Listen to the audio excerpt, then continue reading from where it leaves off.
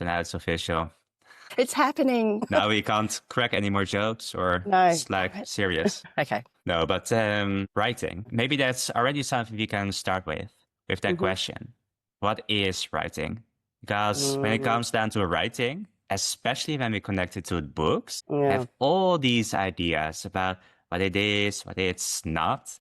Yeah. So many, in fact, which can be experienced as quite limiting also. Yeah.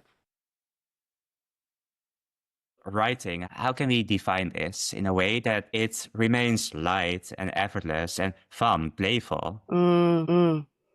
That's a good one. I mean, the first thing that came into my head when you said, what is writing, is the old writing is thinking. And, so a book is like writing is thinking for a long time. It's like you're capturing that but making it digestible, really. How do I make that sound playful? That sounds really like eating your greens. It doesn't sound fun at all, but... No, maybe to some people, but maybe those who've experienced it know that that can be extremely effortless. And on the other hand, when I mention effortlessness, then at the same time I think about, imagine that would become a new idea. You think, okay, the moment I start writing, it has to be effortless. And then, of course, it becomes an effort on itself. How to also avoid that kind of pitfall. Yeah. Well, this is my tip, if I can even give one. But actually, it's an experience that I have. I write a lot on my phone. And so context, so where I'm writing can vary. So I'm not even at the same place. So I could be just sitting on the couch or in the car or waiting for something. And it really is effortless because it just streams out. It's almost like, well, it's not even a tip really. It's the experience then is, how do I put it? I would say a large percentage of my writing is done with these two fingers, which is really odd actually. And there is no effort because it's like I'm taking a dictation. It's not even that. There's no dictation. It just comes out. And that's what makes it effortless. And I think it's really funny when at the end of it, I read it and go, but I have no responsibility for it. I really don't. Yeah. And so when the time comes where I kind of straighten my desk and I sit down and it becomes very stressful. Like I'm not saying, I'm not even saying that that's how I should write an entire book, and I haven't done it that way, but I have found that some of my best writing has happened when I'm not really writing, when I have had no intention to write. Yeah. So funny how that works, right? And it almost seems like the moment we start creating a book to that equation, we think, okay, you have to do something more. It has to become more serious, and we have to set the environment as such that it is stimulating it as much as I can. Like all these ideas, whereas it's just a matter of continuation. Yeah. How's that's what it is. rhythm at the moment already? And how to fully continue that in a way that already feels effortless to us. Yeah. And if it's just using these two fingers for writing, that's what it is, Yeah. Let's just stick to that. I've had people talking to me on coaching calls and they'll say, oh, I think much better if I'm talking or moving. And I'm like, well, why don't you do that? Like, just do that when you're writing. Like, there's no rule saying that you have to sit at your desk and type. So as you're ideating or as we're here on the call, stand up, like use the whiteboard and your post-it notes or whatever you need to do, or tell me what you're thinking about.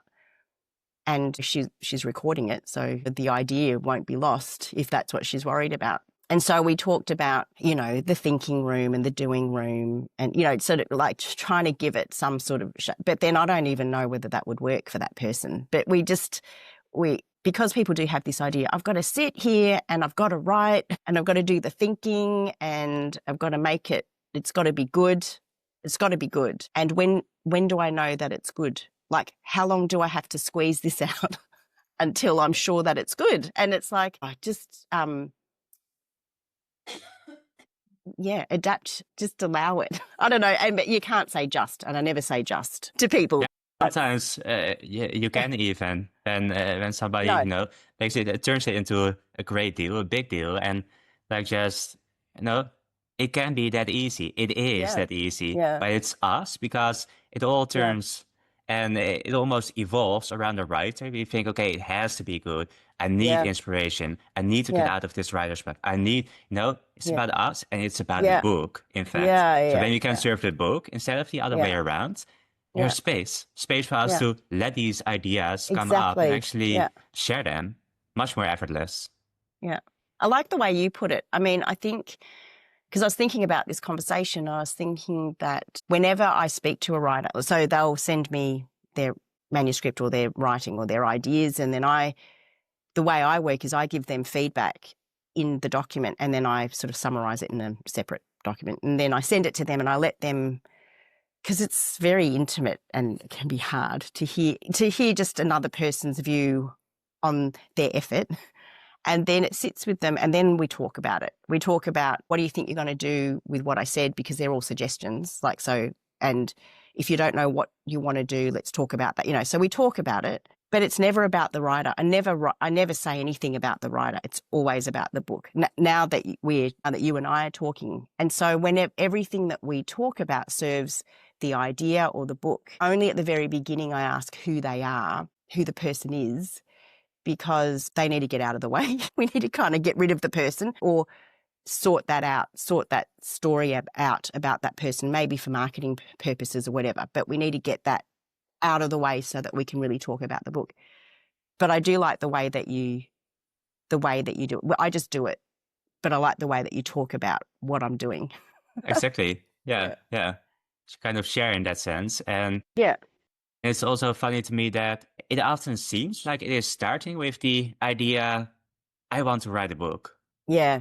Whereas same for that, of course, we want to reverse that and think like the book wants to be written through you. Yeah.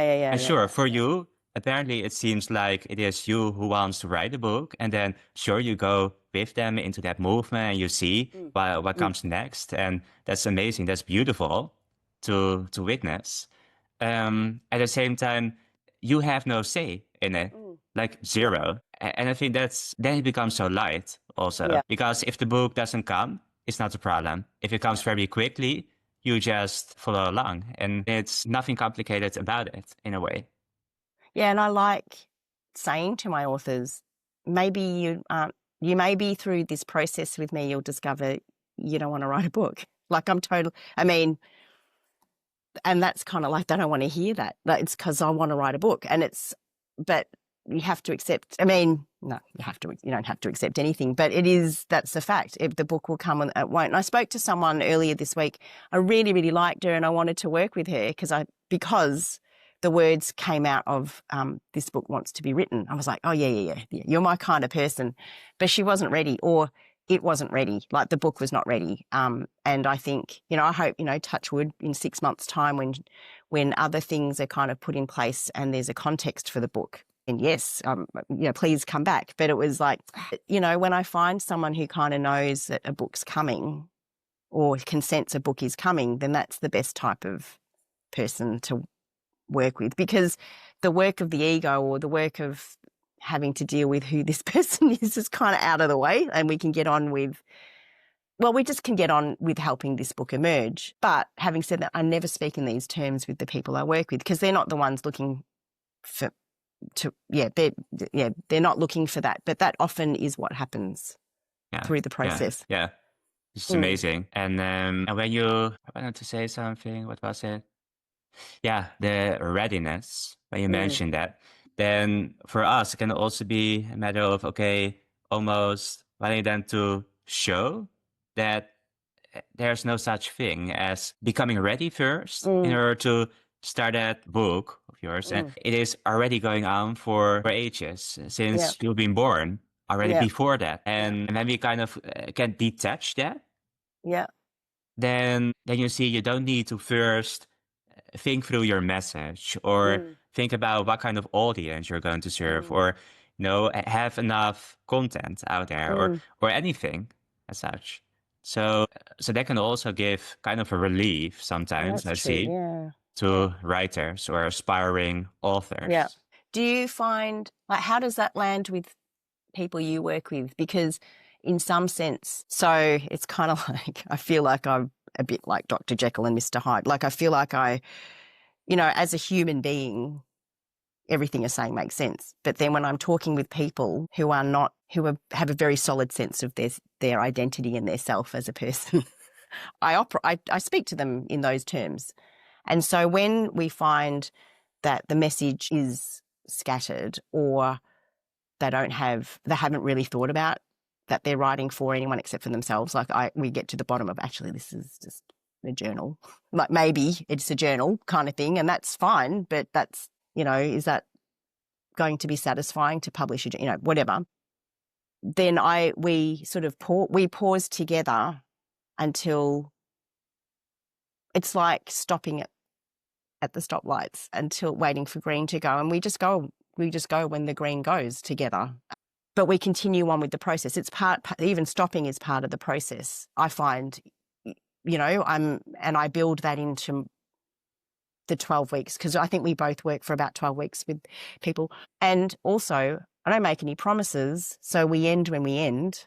And sometimes they continue, and sometimes with me, and sometimes they have enough to continue on their own. And that I'm satisfied with that. I mean, I would never say you will have a book when you're done with me, or all I want to say to them is you'll have courage, confidence, certainty is not even the right word, just so you'll know what to do next. Like, you'll be able to trust that you know what to do next, because my work here is done. But some people want to stay. So, yeah, I don't know. I don't know what you make of that. I guess, some people might actually have the feeling for them to say yes to a trajectory like that, that in the end they have some kind of published book, or, and that's concrete, clear, objective, clear, something they can expect. On the other hand, you could debate that, as indeed, sure, you can work towards that, but how much of a pity would it be if that manuscript or even published book would be full indeed, but still kind of empty, as in shallow? The book is there, and sure, that's what you wanted, that's what you get. But for us, we are in here for actually so much more than just the letters on a page. So really, for me, it is so much more than just the book. It is the kind of aliveness you already sense when somebody starts it. So that's kind of the entry point. And then you see, then when you start guiding somebody like that it takes on different forms, which it wouldn't take otherwise. Different forms, and more movement there is, which is, of course, greatly contributing to the book if it becomes one. So I just think that is enriching the whole process, if we would call it such. Yeah, and I find what's enriching about the entire process is, regardless of whether there's a book, because I have worked with people where they stopped writing the book, or they stopped writing, or they stopped, or other things in their life happened that were priority, and that's after 6 months of working together. But we both grew. We both had an experience together that is still treasured. And that's for me, and that's why I continue to work one-on-one. Like, I don't know to what degree I would ever be willing to scale, because of the way that the guide personality, or my role as someone who's a witness to the book coming into being through that person, is so gratifying for me, and is a business model, which is amazing. But also that I can support that person through whatever else is happening in their life, because I don't ever, it becomes a really integrated relationship, I find anyway, with my authors. And so that's what is more than the book. So it doesn't really matter whether but there have been some really great stories where people have, after 12 weeks, they had a bit of a plan kind of thing, and then they went off and prepared a proposal and got a traditional publishing deal, which is really nice, because that's what they wanted. And I mean, I find this out 6 months later, and I'm like, the book wanted to come through that way, and I don't take any credit for it, but it is really nice to know that I was part of the process at the very start, watching the beginning stages for that person, and was with that person and watched them kind of get comfortable about that process too. Yeah, which was apparently also needed to get to there. Yeah. You can't just remove one element and expect the same results. Yeah. It is just Yeah. all of these things, and Yeah. then looking at the time, that doesn't even make any sense. It is Yeah. just everything taking place Yeah. simultaneously in a way. Absolutely. Yeah. Yeah. Yeah. And when we talk about author, sometimes I do like to think a little bit about also philosophically, what does it mean if you're a Yeah. writer and Yeah. an author, same thing. And often what I like to do is kind of play and poke a little bit on these terms, as in kind of turn them around. As in, we have these ideas around what it means to be an author. And then, for example, a very simple one is what if you're the author already? What happens then? Like, does everything remain the same?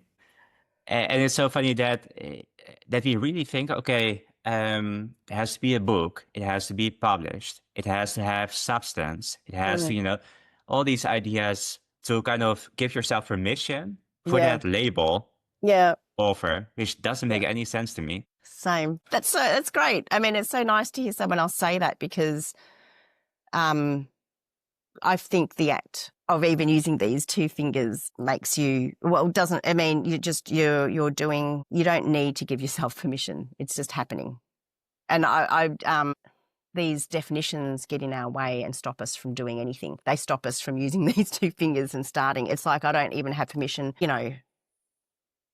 Yeah, we do stop ourselves before we even begin. And often people would find, okay, so I've hired a book coach, now I can say I'm taking myself seriously, and you could have been doing that the potential to do that from the beginning was always there. So we do get in our own ways.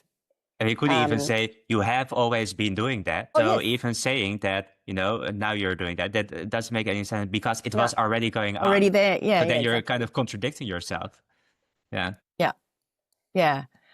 I mean, one of the definitions that you would have heard between a writer and an author is someone who writes is just writing, and an author is one who has been recognised, who is published, who has a byline, who has a book or articles that are available for public consumption. But if I say writing is thinking, we're all writers, and I mean, and actually, who's doing the thinking? So it's a sort of we're just passing through, aren't we?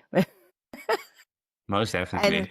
But we need language, and we enjoy language, and it's something that entertains and occupies us. So it's nice to have opportunities to read words in an order that's pleasing to us, and to share ideas that we can have conversations about. So, shifting from someone who talks and thinks to someone who captures it in words, arguably, is the difference between a writer and an author. But, we all have the capacity to do that. And we all don't want that. We don't all want that. So it's sort of sorting out the authors from the rest of us, or the people who have this desire, or not even this desire, who the book has found. Finding the people who have found the book. Yeah. That needs to emerge, and then helping them meet that, helping them encounter the book, or whatever it is. It might be a website or a blog or a keynote speech, or, really anything. Yeah, anything. Yeah. Yeah. And I think even with so much advice regarding books, publishing them around us, really, I think if we start considering to write a book, you have some thoughts about it, then maybe the only measurement for whether you should take on some advice or not is it going to give you some feeling that it becomes more effortless or more fun, more playful, more that it's starting to move more. And of course, we have so many different kind of writers, different kind of people. Yes. Yeah. So in a way, we have all these, for one person, a kind of philosophical oriented kind of approach could work magically And for the others, like it has to be maybe even very concrete, very practical, as in like extremely to the extent of setting all these deadlines and having word counters. And then still we can debate, well, that doesn't work. And that's kind of ripping the life out of it, draining that out of it. But on the other hand, for some people, it does work. You've seen it. And so it's so funny that we all have kind of different approaches to it. And at some point, we resonate to some people down the road who could potentially also help us, guide us in doing so. And I think also when we were talking about that with a book, we often think it is a project for ourselves and that we have to keep it in isolation almost. Share stuff beforehand, that it's too early to do that. Whereas I much more view it as a shared conversation, which is already going on. And the more people you add to it and talk to, and the more alive it becomes and the more rich it will be. Yeah. Yeah, 100%. Because, you know, this idea that the writer must, you know, be in a garret somewhere just at their typewriter and alone and have no, you know, be starving. You know, I don't support that at all. I feel like a book is a definitely collaborative effort. I mean, aside from the fact that every person that I've worked with, they feel like, I don't know, I got a response from someone saying the book is the finished result, you know, it's beautiful, I love it, it's exactly how I imagined, but different. Because they worked with somebody else with it, you know, so they had an idea it was going to be a particular, they had an idea it would be wonderful. They wanted it to be wonderful, but it was a different kind of wonderful because of all of the people they encountered along the way. And that's a really rich learning for that person because they'd written other books before in isolation. So I think every single person that you share the content with from that perspective, like from a content and ideation point of view, but also, you know, people who help you with the layout or illustrations or the copy editing, and they are part of it. They have a vision for this, you know, they have a vision of how this book is meant to emerge as well. And so it becomes a group thing. And also the readers, like the readers, essentially, they have a stake in it too. They want to discover the thing that the book is wanting to say. So why should it be kept under wraps from, you know, only be revealed on launch day? Surely the conversation has already begun. I mean, it has already begun because who's this book for anyway? It's not really, shouldn't ever. I mean, I think journals are good. Should they be published? I don't know. So there are books and there are journals. I mean, you know, there are books and there are stream of consciousness. And I think that's not everyone wants to get inside somebody else's head, like one person's head. So there's a difference, you know, between those two, I think. Yeah, what I even noticed with when you mentioned journals is I journaled for, 10, 12 years myself. Well, daily I did that. And kind of what I noticed at some point, and that was kind of sad, which is like it's so circling. So it's a loop kind of in your own thought process, and you stick in there and you kind of hardly get out of that. And so if I read, you know, like of years ago, my journals and compare it with even more years ago, it is so similar in a way. So repetitive, so boring. Whereas if you break it open and it becomes a shared conversation, then you might even not feel like journaling and keeping stuff to yourself anymore. You think, oh, that's boring anyway. And maybe it might help some people to kind of give it a place, and while writing, it might contribute to that. But on the other hand, if you're thinking about, okay, the shared conversation, you see the value of it and what it kind of can bring you in regards to new perspectives Absolutely. and experiences, all of it, then I think it's really beautiful to start sharing these bits, even though you think it might be too vulnerable or too, you know, not polished enough or anything, really. I agree 100% because the tangents that it can take you, and I'm the same because I did keep a journal for a really long time, and then my conclusion is exactly the same. I just thought, one, I'll never read these back. Two, if you find a format and you could do the 3 A4 pages every morning, you know, the whole morning pages thing, or you can do the certain questions, but it's always the same. It's always this dialogue with the self, with who you think that is. And I just found it like a dead end, and I've just hated it. And so there was a really long period of time, like decades, I didn't do it. And then because I would say, I found that doing this and seeing, because I mean, to a certain care, I'm quite happy to be irrelevant or disliked. I don't mind at all. And so, but then no one, I mean, I'm perhaps so benign that no one can be bothered disliking me. So the interactions are always positive, I find, and it's interesting that even my reflections can lead other people to think about things differently, but then they mirror back things that I didn't even know I thought about myself, which then leads me off into another direction. So I'm like, I think it's, in some ways it shouldn't be any different to sharing on this private piece of paper for myself as it is to the rest of the world. It's just that it becomes relational and it becomes richer for it. It becomes so much more interesting. Yeah. And of course more complicated and more things to take into account. Yeah. But you're just, if you're viewing it as kind of mirroring, and whereas the other people are just other expressions of you in a way. Yeah. When we go into the question, okay, who am I?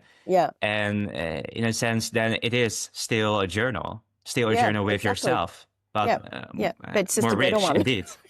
Just a better one. In fact. Yeah, because otherwise it's an echo chamber. I mean, some people write in public into an echo chamber. Like they only want to curate their conversation with people that will agree with them. And I get that, but I think curiosity, or my interest, one day, because I'm not there yet, is to be able to participate in and write in a environment where I'm challenged to accept whatever happens in that environment, whether it's labelled positive, encouraging, or anything else. Because I think because it's that thing again that you said, it's a mirror, and people, I'm having a conversation with myself. So of course there's a shadow side. Of course there's difficulty. Of course there's resistance. Of course there's all that other stuff out there, people not agreeing or not understanding or conflating or misunderstanding. And, how do I deal with that? Or how do I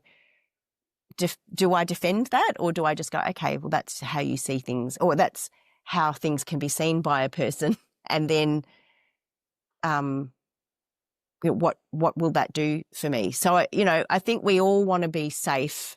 We all want to protect ourselves and our ideas, or our idea of, just we want to self-preserve. I mean, that it's just sort of like a human thing, isn't it? And so you don't want to throw yourself to the wolves, but wouldn't it be great to be able to exist in a world where you can share your ideas, and because you understand how the world works, you can feel safe regardless? I mean, because that's why we're so protective. We have this thing of like intellectual property. We kind of try to protect ourselves, and then so we start by keeping the book secret instead of going, how can I make this book better by starting to talk about it while I'm writing it, kind of thing. And, people don't like this book. Okay, well, just let them go, or, let them say what they're going to say, and keep looking, keep being true to this book or this idea. So writing a book takes courage in a way, to turn up as the custodian of what it is that you're writing.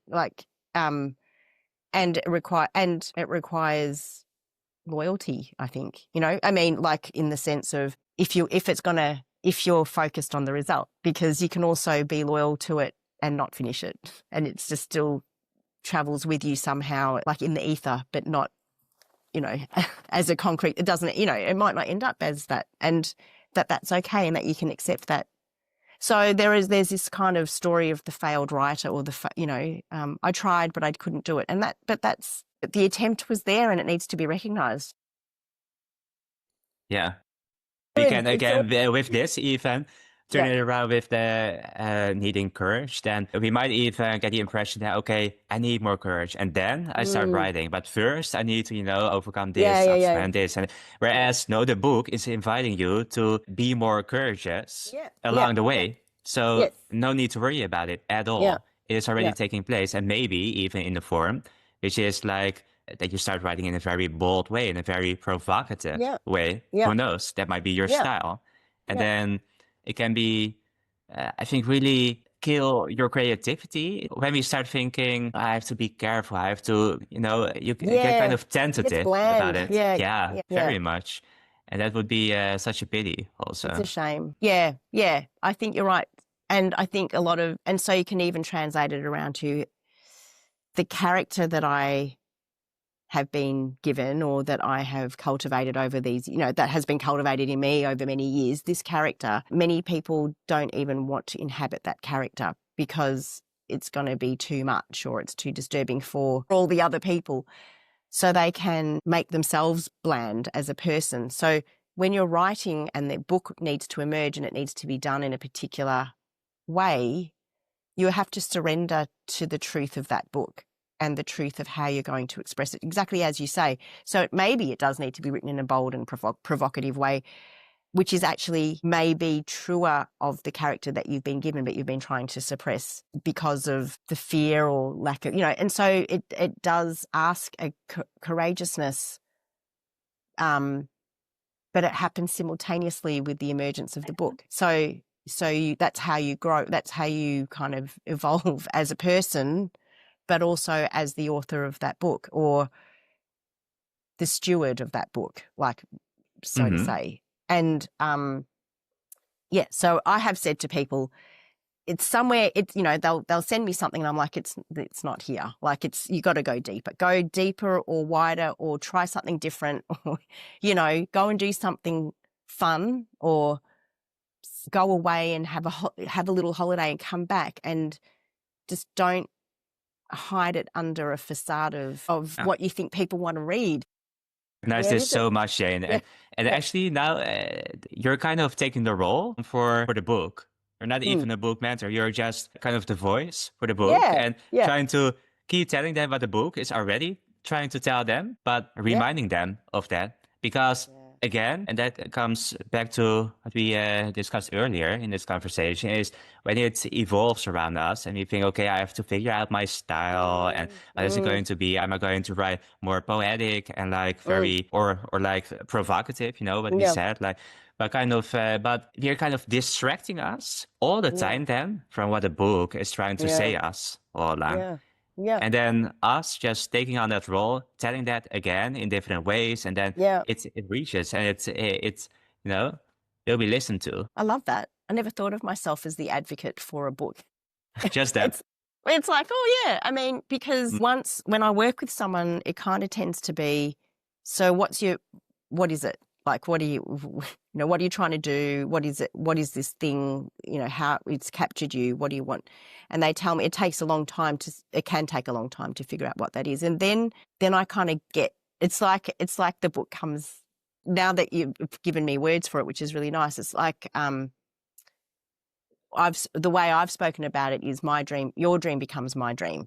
And so I help them. But it's actually, I become the dream. It sounds really cheesy, but I stand in for the dream, because when they start to leave me, I go, come back. Or it's like, no, you haven't really dug into all my corners. And I feel like you're just looking at the shape of me, but actually there's so much more to me. So keep going. And it's actually really nice, this idea of inhabiting the book or being the voice for the book, because so you've given me something to reflect upon, because I never ever thought about it like that. I always thought I was standing shoulder to shoulder with the author, but I'm not. It's a mirror. It's like they're looking into the message of the book or what it is that the book's trying to do, and I'm just like the other part of the channeling or part of the mouthpiece for the book. I don't know. Yeah, that's really interesting. Is that how you see yourself, or how do you it just comes up now because we are in conversation with each other. I guess, through that movement, because we are very much in it, both. This comes up and, then, but that's fun to look at it that way. And there are, of course, so many other ways to look at it. Yeah, exactly. And that's just playing with it in different ways what people would expect when it comes down to writing a book, which can get, again, very heavy. The moment you think you have to do it, you think you need to, like, this, that, and you name it. It's funny though, because I've worked with people who are very unconventional or a bit, they march to the beat of their own drum, very unique people, like, I mean, as everyone is. And then they come to me and they say, tell me what to do. And I'm like, I'm not going to tell you what to do. I mean, it's so funny because I guess coaches have this reputation of, you know, keeping people accountable. It's like, no, I don't do that. That's just not, I mean, I don't like being told what to I don't like being told what to do. And so it becomes a really interesting dance, actually, because I want to get away from this relationship where the author is wanting to please me, because it's not about that ever. It's about please the book, please this idea. You know, like if you're going to appease anyone, if there's any character or person in this relationship that you have to be true to, it will always be at the service of the book. Sometimes, you know, at the end of a call, I'll say, so what do you want to do? Or, you know, what do you think you could do before the next time we want to speak, and when will that be? I'm not going to say, we're talking in 10 days and you have to have 10,000 words. I can never, like, no, I don't know. How does that work with? Yeah, but I know there are plenty book coaches out there who do. And that is kind of the essence of their approach, even to have these, the commitment to play with that. And but the different coaches and mentors and different writers and different approaches. So in a sense, for me, neither it doesn't work to do that, nor for my audience. Or they don't ask for it. Or do they ask for it and do you say, well, actually, I don't do that? Or how do you handle that if people say, oh, you know, help me create a plan and help me create a, you know, like a methodology, you know, like a way of getting. No, I do experience sometimes with in the beginning of a trajectory that somebody feels, okay, now it started. So now I need to get to some sort of proof for myself, and it has to be preferably tangible. So I can tell myself that it started the journey, and that, you know, that kind of, but that is, I guess, also some uncertainty or some, you know, because when it comes to books, it can get so messy also at some point. And because all these ideas are flying around and are spiraling, and you can't even draw conclusions sometimes at some point.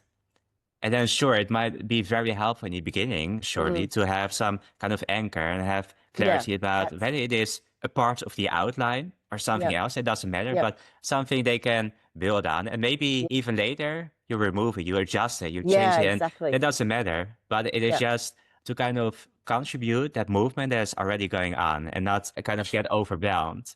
Whereas, sure, we do know it's not set in stone. And that's the whole point. That's why, because if it is, it's going to be a very boring book, of course. Totally. Then we know, okay, we're going to write about it. It's going to be about this. It's going to be this length, and nobody wants to read it. The one definitely doesn't want to write it. So, yeah. Yeah. Yeah, no, that's an interesting thing. And I find, you know, I'm a big fan of, you know, I use the terms, you know, this is good enough, let's move on. Like, let's just keep, it's like building the pathway just a little bit ahead each, you know, we don't want to ever say it's got to be perfect before we can move to the next step, because you'll just never move on to the next part of the book. And sometimes you've got to go back to the start of the path and rearrange the bricks a little bit, you know, because it's like a spine or something that's kind of dynamic. A book in its writing continues to be dynamic, and even when it's published, there'll always be room for improvement, you know, like it's only been captured in time when it's published. It's only been captured in time in that moment for how that author was able to capture it at that time. And then it just has a life of its own after that, once it's in the hands of other people. Yeah. Mm-hmm. Yeah, but before that, it's so beautiful to witness that it's on itself. It grows arms and legs, and it takes on a shape. That's beautiful. Yeah. And then we can even view it in that we have some kind of phases, as in first you start writing or have these ideas even beforehand, the ideation phase, and you know, at some point you start editing it and you involve proofreaders, and then you kind of publish it maybe at some point, and then you have the phase after the marketing. But even with these phases, it is for me so difficult to separate them, because the marketing is already also taking place. It is like, especially if you want to use it as a marketing tool, and for some people that is important. Well, fine. but then use it right away as a marketing. Start talking about it. And again, it's a continuous conversation that's already going on. So keep sharing it. And instead of just building it up and then thinking, okay, and this is the... And then it's done. Exactly. This is the moment, But to kind of see that all these phases then collapse and are already taking place. And you're just seeing what is most alive right now and what it asks from you at this particular moment, and giving expression to that in a way that suits it as much as possible. And ideally also with somebody who went through that process with others or for themselves also a few times before. So that's just a value, of course, but even without, and that's amazing to see.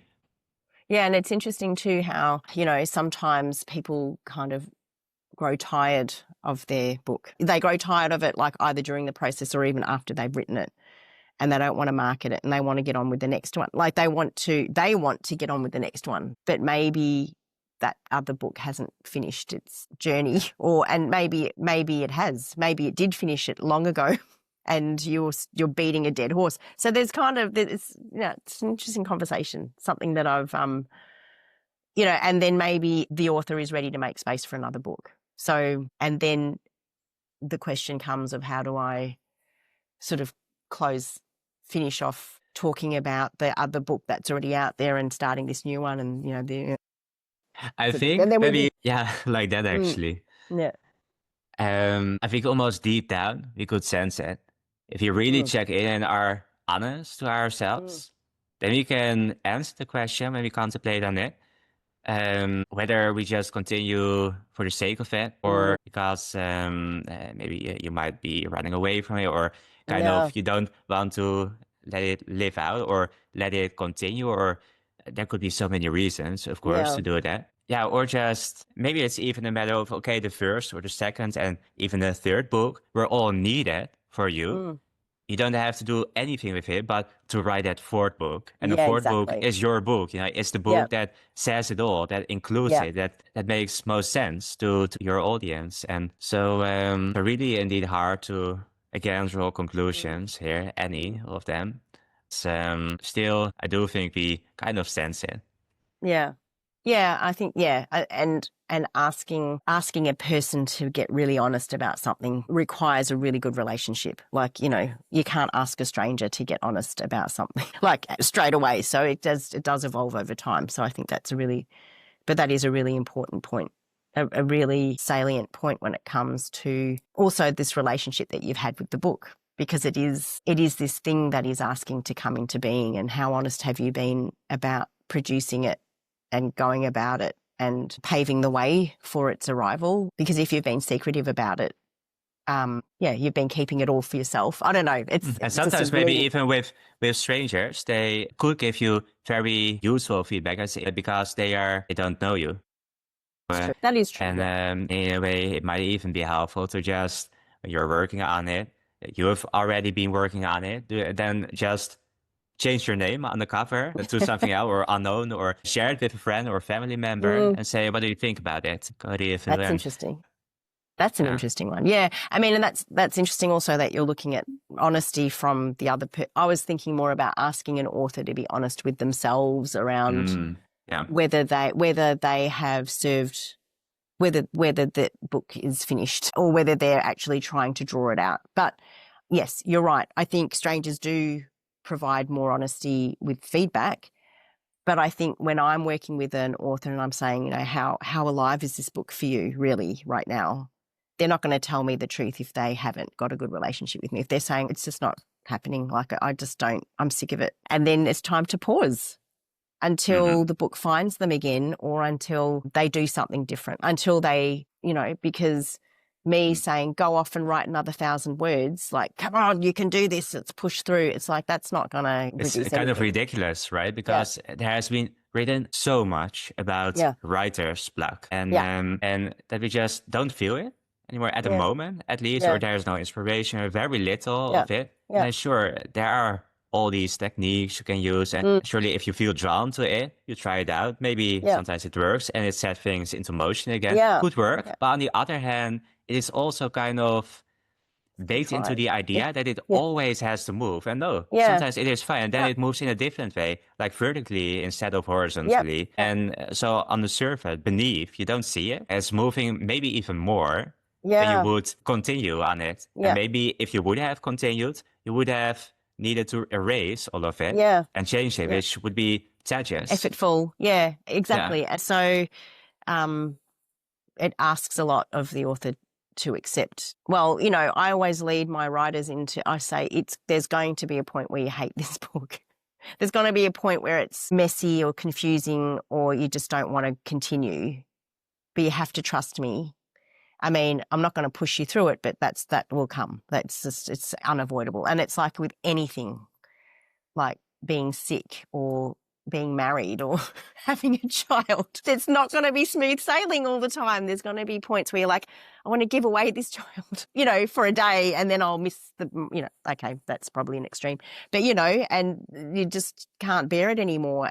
But we have to have that. You have to have that dark night of the soul and pause or have a retreat doing something else, like not the book or, you know, just, Maybe it's beautiful to feel it as such, Jane, like just as simple as that. You just have a fever for a few days, or maybe even a week, and that's okay, you know? I mean, fighting it, what's that going to do? I mean, you can, or you could suppress it with a pill, but you kind of miss out on the goodness that and often these bull coaches can tell give them, you a pill. You know? Give you a pill, basically, you know? They and are the pill. Well, and then it just becomes a superficial process. It becomes, I mean, I'm all for the process, actually. At the end of the day, the thing that lights me up from the inside is process. I don't care about the result, which is sort of sounds like blasphemy if we're talking about being a book coach, because everyone wants to write a book and they want to hold the book in their hands. But actually, if the process all in all was rubbish, I don't want to have been part of that, because that's all there is that this is all we're doing. We're just a life process. So if it's shit, then if you're not, I mean, even through the difficult parts, if you've got a companion, then if you've got a companion who can help as you go through your difficulty, then I think some people don't get a companion as they go through the difficult thing, but I also think that's what I promise. I don't say I'm going to take away the difficult part of the process, but I will be here and I'll be here at the other side and then we'll continue on again or not. But the process, that they should be able to look back at their time with me and say, that was a transformation I would never have. You know, that's a chapter in my life, in the book of my life that, that was really had the beginning, the middle and the end and the climax and the whole thing. And it's like, yes, that's what I want to offer to people who work with me. Yeah. So it's also so much more than that result, indeed. Totally. And still they're being called to that result. They feel drawn to it in a way. And that is fine. And then you kind of, you don't put that down and think, no, it's not about it. It's fine. That is the entry point. But then still, and soon after they realize, whoa, it was never about holding that book in my hand. It was about everything else in between and after and beyond. And, what I couldn't see back then. Cool. What a great conversation. And it Definitely, was so, it was nice. Yeah, went all directions and it went in all directions. Well, that's kind of, and it's funny because it's kind of how most of my conversations go. Because it was funny. The other day I was on a call with someone and I thought, I'll follow a script. I was very out of character, and then we got on the call and I was like, just threw it out. I can't do it. It doesn't work for me at all. Yeah, has to be natural.